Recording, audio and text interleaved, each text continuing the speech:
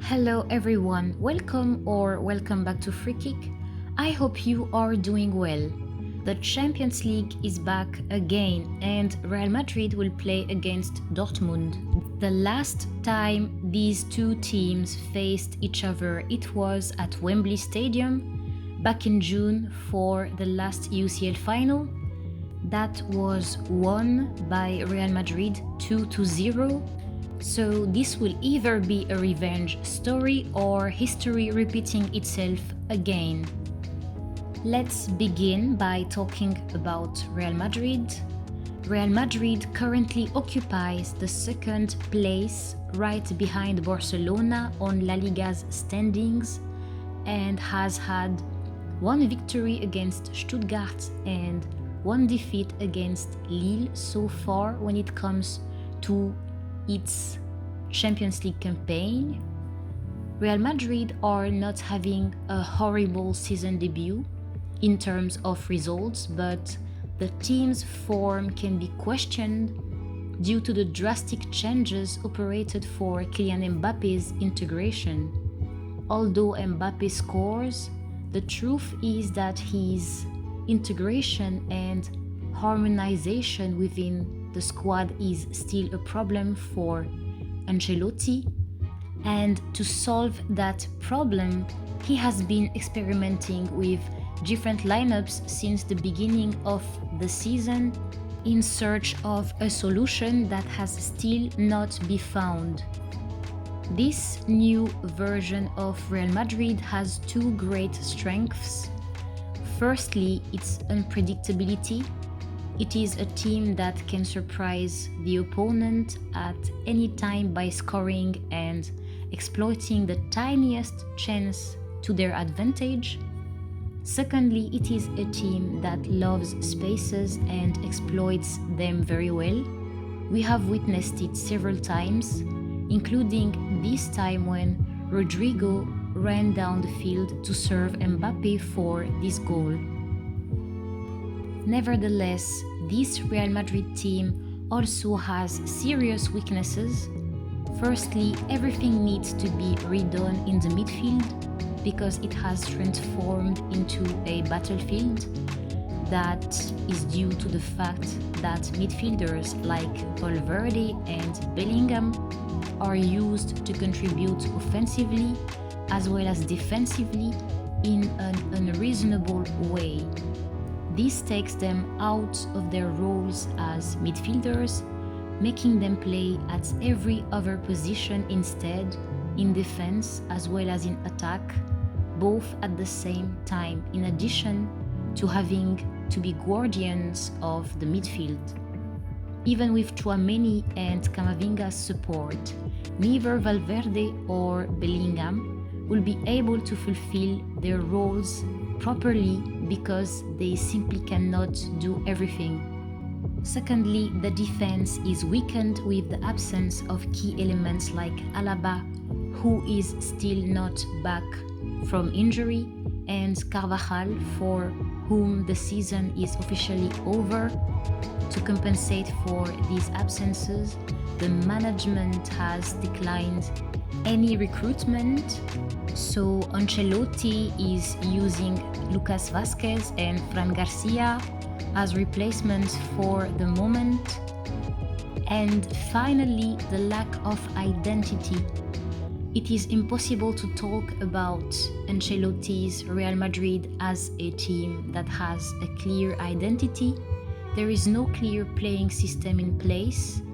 Before, the essence of Real Madrid's game was based on key passes, followed by quick counter-attacks that were very effective, but that is no longer the case. What can be said with certainty is that the team is finding it increasingly difficult to contain the counter-attacks from opponents and is relying heavily on individual exploits to win their matches, which can be detrimental in a case where the attack does not produce any fruit, as we saw it against Lille, for instance. Now let's talk about Dortmund. Dortmund has had a much more complicated start to the season.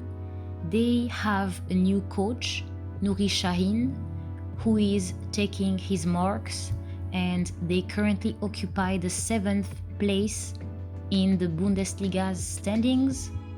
They have had 2 great victories for the moment in the Champions League, 3-0 against Club Brugge and 7-1 against Celtic Glasgow. However, the results of this team since the beginning of the season have been sporadic. They are very inconsistent, and that is a real problem because you never know what to expect from them. They are capable of the best as well as the worst. The team of Dortmund has some strengths. Firstly, there are new signings that are interesting and that can bring a lot to their game. I can cite Guirassy and Couto, for instance. Secondly, they are doing well collectively, which is a very important factor because if they exploit that strength correctly, with focus and discipline, they can even repeat Lille's achievement against Real Madrid. Thirdly, they are among the best attacks of this Champions League so far, and as a result, they can create very good opportunities for themselves if they are able to launch their attack towards their opponent's box effectively. Nevertheless, Dortmund also has weaknesses. Firstly, they can crumble mentally when they are pushed out of their comfort zone, especially while playing away games. That can make them deficient in many ways, and it can cause them to lose more easily. Secondly, they are defensively fragile. There are serious cracks into Dortmund's defense, and they can be exploited very well by their opponents.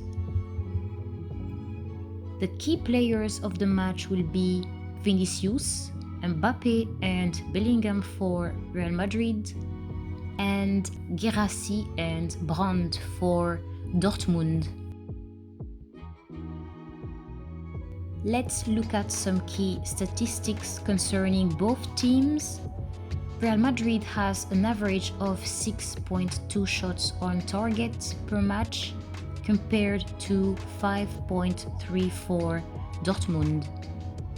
Real Madrid has an average of 2.1 goals scored per match and conceded an average of 0.7 goals per match so far. Meanwhile, Dortmund has an average of 2.0 goals scored per match and conceded an average of 1.7 goals per match so far. It is now time for me to give you my honest prediction regarding this match's outcome.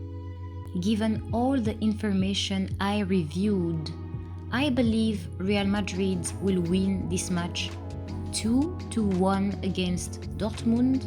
It will not be a blazing victory, but it will be a victory anyway. That was all for this match preview.